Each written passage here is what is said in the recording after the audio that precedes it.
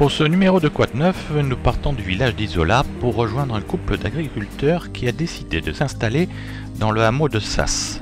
La particularité de celui-ci est qu'il n'est accessible qu'à pied. Depuis l'école du village, nous prenons la direction de la baisse de Merlier qui permet de rejoindre, si l'on continue plus haut, la station d'Isola 2000. Il faudra compter un peu plus de 45 minutes pour rejoindre ce hameau qui jusqu'en 1947 était frontalier avec l'Italie.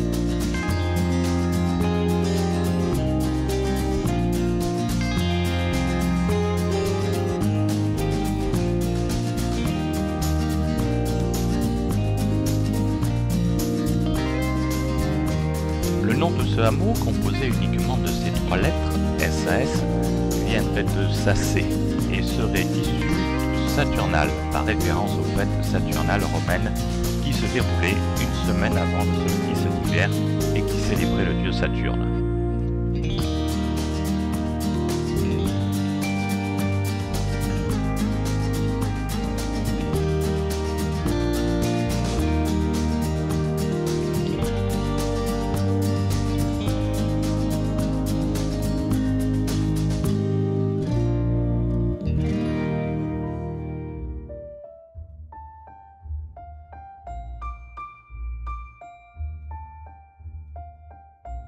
Le hameau une fois traversé, on pourra y trouver l'ancienne cabane de la douane. Notre couple d'agriculteurs se trouve lui à l'entrée du hameau lorsque l'on monte d'Isola.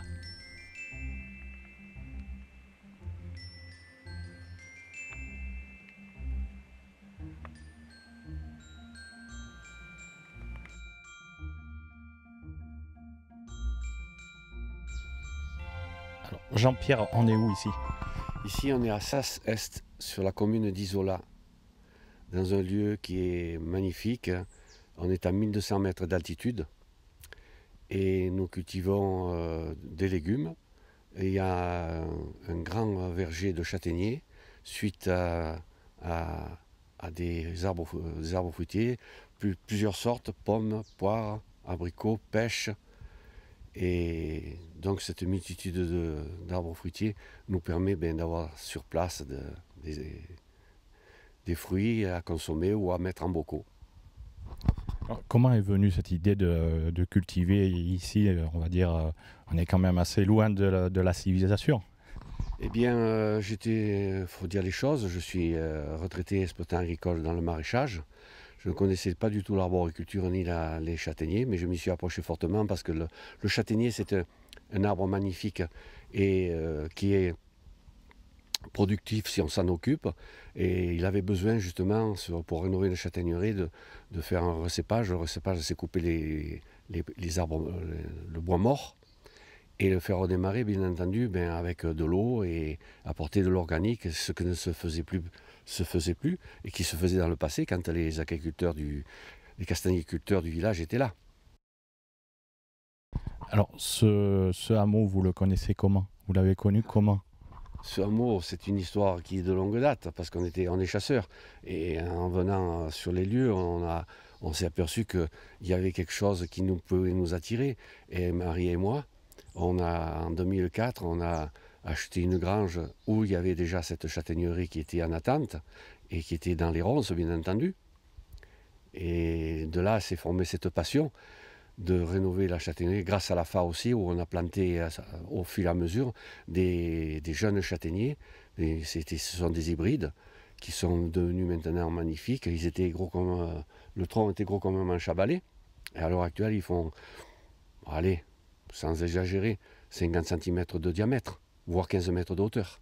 De 2005 à 2009, cette plantation s'est faite avec 45 arbres. Alors tout ce que vous cultivez, il faut venir le chercher ici, on peut le trouver quelque part? Bien là, c'est un petit peu notre point d'interrogation parce que descendre des paniers, ça serait bien, mais il y a des produits qui ne supportent pas le voyage. C'est-à-dire qu'on a 3/4 d'heure de marche à pied, on a une aide avec la boîte à chenilles qui, elle, elle tremblote. Et tout ce qui est fruits rouges, chose que j'ai oublié de dire, on a beaucoup de fruits rouges qui sont assez difficiles à transporter, style framboise, fraise, groseille et cassis et mûre. Donc il faut transformer, faire des confitures. C'est le plus facile. Donc avec l'atelier de transformation qui est au village, eh bien, ça nous permet de transformer, surtout que c'est Marie qui s'en occupe de la transformation, parce que moi, je ne suis que, on va dire, le producteur. Voilà. Et avec beaucoup de patience et beaucoup d'aide à tous les deux, on arrive à avancer dans nos projets. Oh, on va parler un peu avec Marie maintenant. Quel est votre rôle dans tout ça alors? Eh bien, moi, le rôle dans tout ça, c'est effectivement de transformer tout ce qui est légumes, fruits, particulièrement les fruits, puisqu'effectivement j'ai la chance d'aller au laboratoire, enfin à l'atelier de l'AFA à Isola, et de pouvoir transformer aisément tous les produits. Voilà, et c'est que du confort et que du bonheur, parce qu'effectivement on est là tout le temps et on a un bureau qui est exceptionnel, quoi. Et très atypique, effectivement. Il y a une chose qu'on voit derrière vous aussi, c'est que vous faites du miel. Voilà, nous avons donc mis en place un rucher qui a pour l'instant une trentaine de ruches.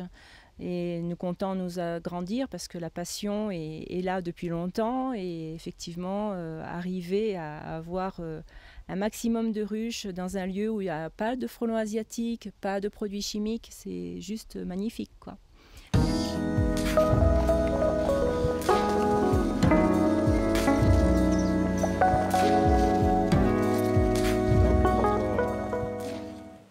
Notre passion elle est divisée en deux par rapport à deux ruchers.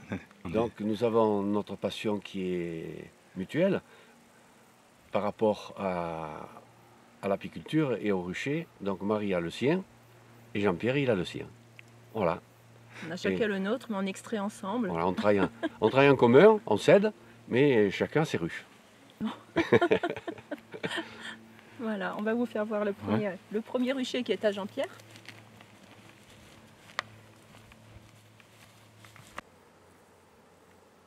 Elle travaille encore, par des belles journées comme nous avons cet automne.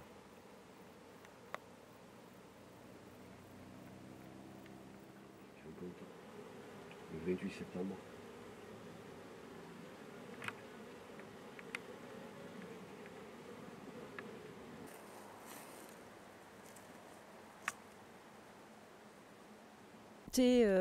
Aussi 1700 pieds de lavande, uniquement pour les abeilles.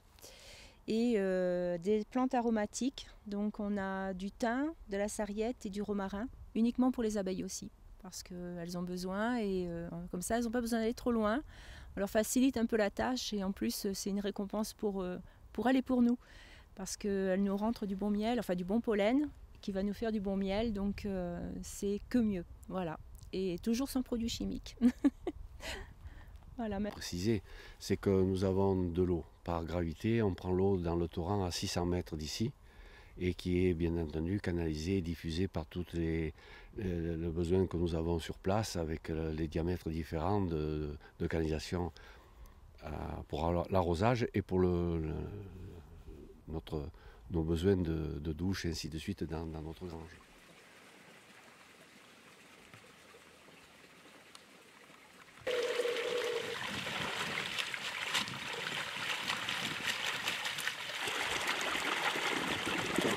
Un peu ma copine, c'est l'eau qui arrose le verger du bas de la châtaignerie. Le verger de châtaignier.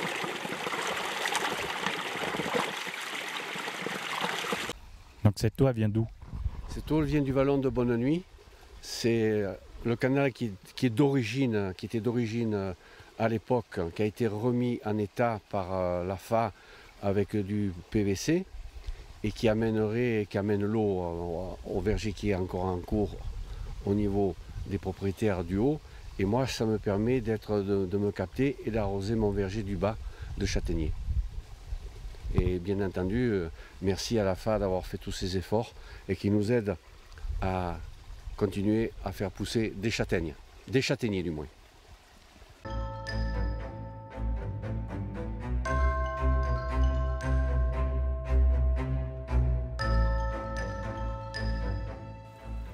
Nous sommes le 28 septembre, fraises à cueillir et floraison pour jusqu'au gel. Vous voyez les grappes.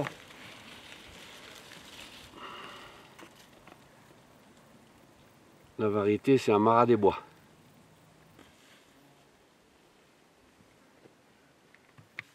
En fait, il faut savoir que les fruits à l'origine, la fraise, la tomate, étaient blanches. Le framboisier aussi était blanc. Donc ça a été ensuite hybridé. Donc on va dire que les OGM, c'est pas d'hier. Voilà, ça c'est de la fraise blanche. Elle est très douce. Et en fait, j'ai pensé que c'était bien de faire ça parce qu'on a le fameux Drosophile Suzuki qui nous dévore les fruits. Donc là, avec tout ce qui est couleur blanche, en fait, il n'attaque pas. Donc du coup, j'ai investi aussi dans du framboisier blanc qui cette année n'a rien donné, l'année prochaine. Voilà.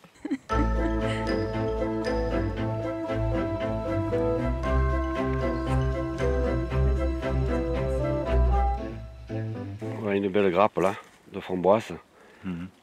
Et en prime la sauterelle si vous la voyez, qui est là. J'ai mis un filet pour la protéger des jets. Parce qu'on est en période encore de sécheresse et il s'attaque à tous les fruits. Avec du jet. Voilà. Bon, elle est encore consommable si on le fait de suite. Nous avons bien entendu des gourmands qui se servent avant nous. Là, vous voyez encore des lavandes qui sont en fleurs. Jusqu'au froid, elles continuent à fleurir. Grosse protection pour beaucoup d'insectes, contre beaucoup d'insectes. Voilà, c'est tout. C'est plus comme c'était, c'est moins joli que c'était. Ah Marie, il y a encore des fleurs. Hein. Bah oui, mais bon. C'est pareil, ça a été planté, ça a été semé pour les abeilles. Celles-ci comme les mauves en bas.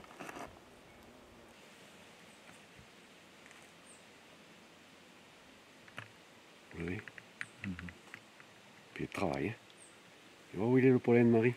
Eh oui, hein. C'est pour ça que c'est bien. Là, nos abeilles qui sont...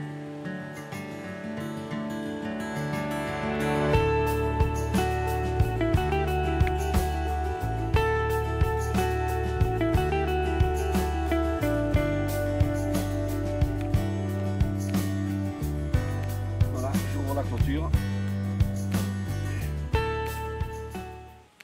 Par rapport à l'électrificateur, pour la protection du verger, des cervidés, c'est-à-dire un peu de tout, du chevreuil, du cerf et des sangliers. Donc il faut se protéger parce qu'ils défoncent tout quand ils rentrent. Ils abîment surtout ce qui est feuillage et branches.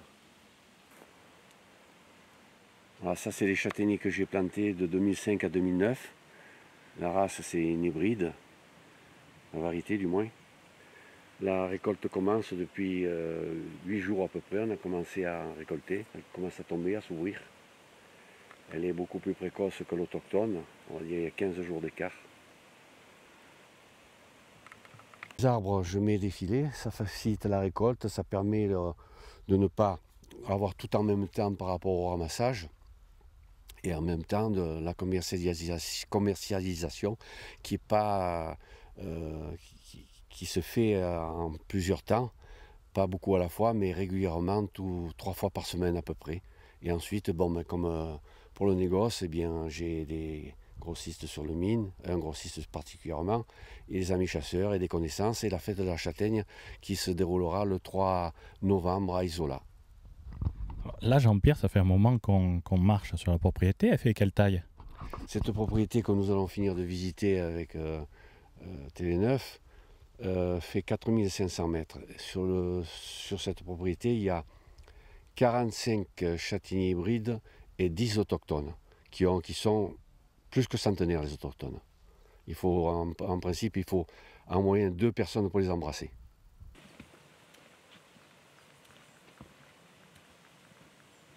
Donc là, on est sur les vergers. On est là uniquement sur le verger de châtaigniers. Donc c'est des châtaigniers qui ont été donc plantés en 2005-2009. Et la particularité, c'est que nous sommes tout en dévers. Rien n'est à plat. Donc pour ramasser les châtaignes, soit c'est les planches, soit c'est les filets. Et la production commence. Et sur le film, vous allez voir certainement des belles châtaignes qu'on va ramasser dans les minutes. Ça, c'est l'autochtone. Oui, ça c'est l'autochtone. Cette variété-là, c'est la maroube. L'hybride.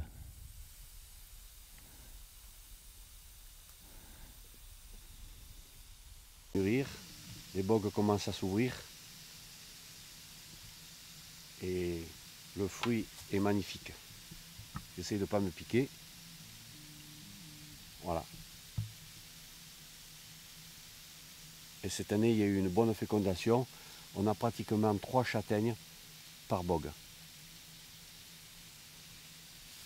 Et la plus petite partira pour faire la crème de châtaigne à l'atelier de transformation qui est au village d'Isola. Donc les deux sont vendables pour griller et celle-ci fera la crème.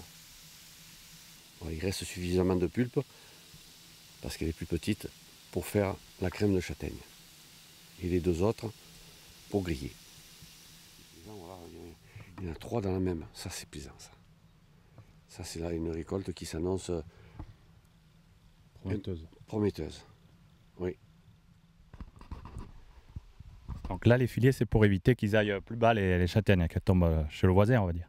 Dans le canal. En somme, j'ai mis 50 mètres de filets tendus sur le côté qui font à peu près, qui sont en somme une pentière, pour récupérer les châtaignes et les faire tomber au pied. J'ai plus qu'à les ramasser beaucoup plus facilement que si elles allaient dans le canal ou dans les ronces. Bon, c'est quand même assez particulier mon travail, mais il est commode et pratique pour moi. Ça m'évite de perdre les châtaignes. Et voilà, donc une belle poignée qui est vraiment magnifique.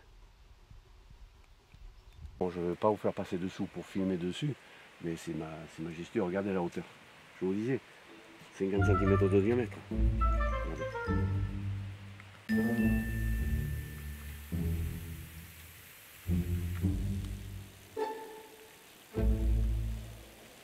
Donc pour avoir du légume précoce, j'ai monté une mini-serre qui fait 50 mètres carrés. Les légumes, je les plante fin mars avec une protection du film thermique qui permet de protéger s'il y a un petit coup de gel. Et ensuite vient le plein champ qui est sur l'autre propriété du haut. Tomates et ainsi de suite, tous les légumes, oignons, pommes de terre, courgettes, que je me répète de tout à l'heure. Et ça nous permet d'avoir des légumes toute la saison jusqu'au gel. J'ai vu aussi que vous faisiez des légumes anciens. Oui, une des particularités, des légumes anciens, la tomate noire de Crimée, qui n'était plus sur les marchés, et depuis quelques années ça revient au goût du jour, ainsi que la tomate ananas jaune, qui est aussi attractive, douce, très douce. Et bien entendu, les tomates de saison, type cœur de bœuf, qui est sans alvéole à l'intérieur, pleine de chair, dont on fait les sauces tomates, ma femme transforme, et on a une très belle récolte cette année en plein champ. Cette démon, elle a besoin d'être travaillée. C'est là les scènes. Prenez pas l'eau.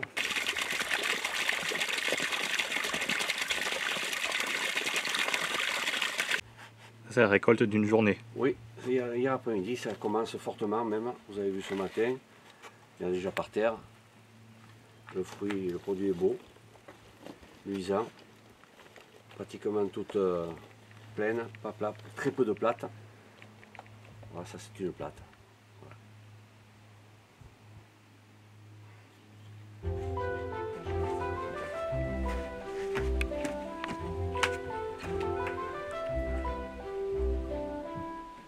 reste, hein, parce qu'on arrive à la fin de Voilà le saison. potager. Un haricot quand même qui n'est pas beaucoup connu, le haricot vert, mais qui est noir. Ouais. Il devient vert quand on le Cuit. cuit. Voilà.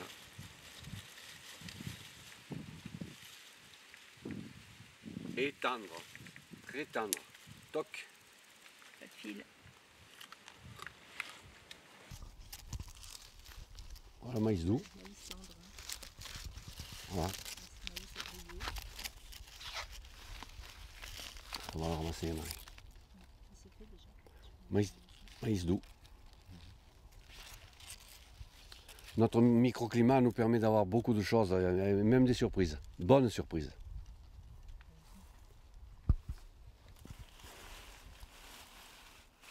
Je pense que vous le voyez. Un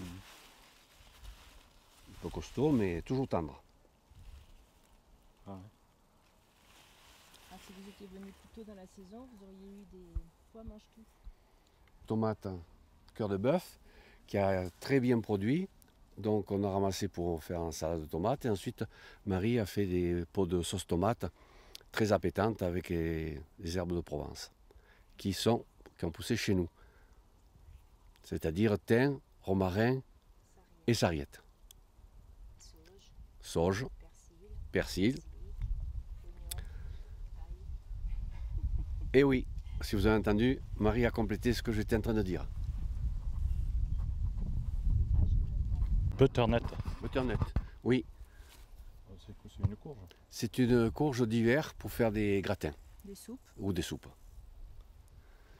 Et ça, c'est la fameuse niçoise qui était dans le temps, mais justement consacrée à l'hiver à faire des gratins et des soupes aussi.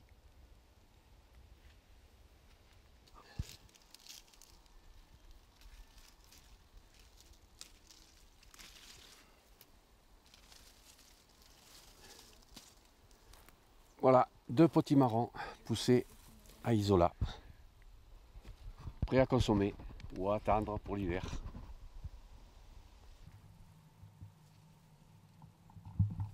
Oups là. Non, c'est pas détarbé.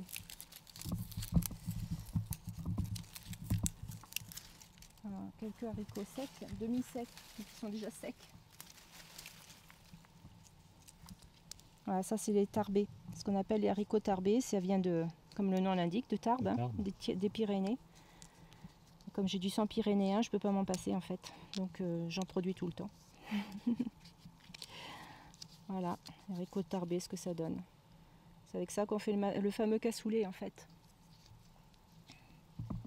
Voilà, ça fait une petite différence. Hein. Ouais. Ils sont du simple au double, voire triple, tout simplement. C'est les dernières. On arrive à la fin. Mais bon, ça a bien. Aubergine blanche. Oui, aubergine blanche. Elle est très très douce. On peut la faire paner. D'ailleurs, quand on la fait paner, elle ressemble un peu à du cèpe au niveau du goût. C'est excellent. Bien entendu, hein, l'aubergine classique.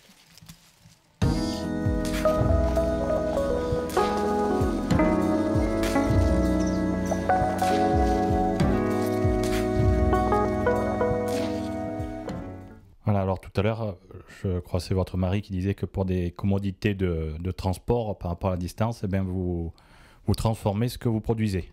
Voilà, exactement. Donc, nous avons divers produits qui ont été transformés au niveau des fruits notamment. Donc, on a de la fraise, de la framboise, la figue, de la mirabelle, de la prune rouge, de la mûre, du cassis. Et je n'ai pas encore tout là parce que tout a été vendu, notamment la groseille qui est partie vite et bien, de même que la myrtille.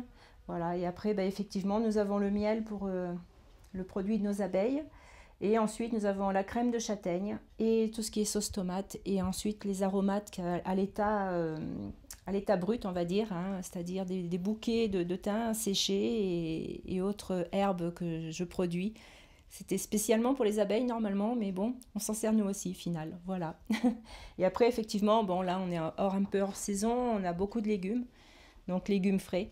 Et là, par contre, on transporte le légume facilement au village et souvent on en fait des paniers. Donc les gens le savent, les clients le savent et montent même maintenant passer la journée avec nous pique-niquer sur place, hein, dans cet endroit-là où nous avons aménagé un petit endroit pour eux, pour un café, ou à la rigueur ils amènent leur petit pique-nique. Et voilà, donc ça fait une journée au grand air tout en consommant de bons produits qui sont cultivés en raisonné, ce qui s'appelle raisonner vraiment, parce qu'on est dans un endroit où on ne peut pas se permettre de mettre du chimique, c'est absolument pas possible.